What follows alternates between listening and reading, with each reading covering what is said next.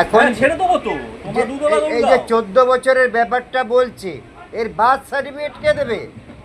এই যে 14 বছর বয়স, এর জন্ম সার্টিফিকেটটা কে দেবে? নিজের ছেলের থেকে না। হ্যাঁ, তাহলে এইগুলো আজগুবি ব্যাপার। দেখেন, এটা আগে যা ছিল চালু থাকবে, এইটাই হলো ব্যাপার।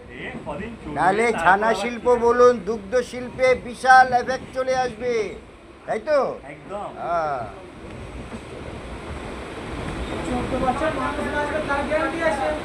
আমি নিজে কিন্তু একটা পিঁপড়েও মারি না। এর মতন একটা পিঁপড়া যদি সামনে দেখবেন, আমি মারি না। ঘুরে বেড়াবে রাস্তায়। এই যে আমি এটা ভাববেন না যে আবার এই গো হত্যাকে আমি সাপোর্ট করছি, একদম ভাববেন না।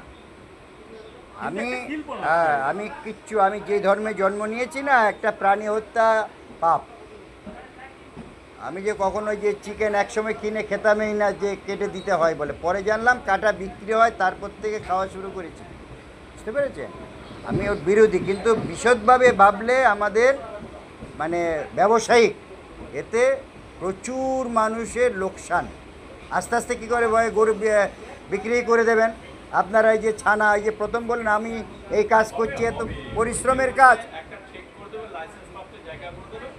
না না, সেটা আছে, সেটা এখনও নিষেধ হয়নি, লাইসেন্স যাদের আছে। যাদের আছে তারা করবে। এখন তো যারা এইসব ধর্ম করে, কেউ হচ্ছে লোককে দেখাবার জন্য করে, বুঝলেন তো? এমনি হারামে রোজগার করবে, বছরে দেখালো আমি কত ধার্মিক, সেটা তারা করে উল্টো পাল্টা, নাইলে আছে না বড় বড় দোকান হ্যাঁ, আছে না, টাকা। তারা কষাইখানায় কাটে। আর একটা জিনিস জেনে রাখবে,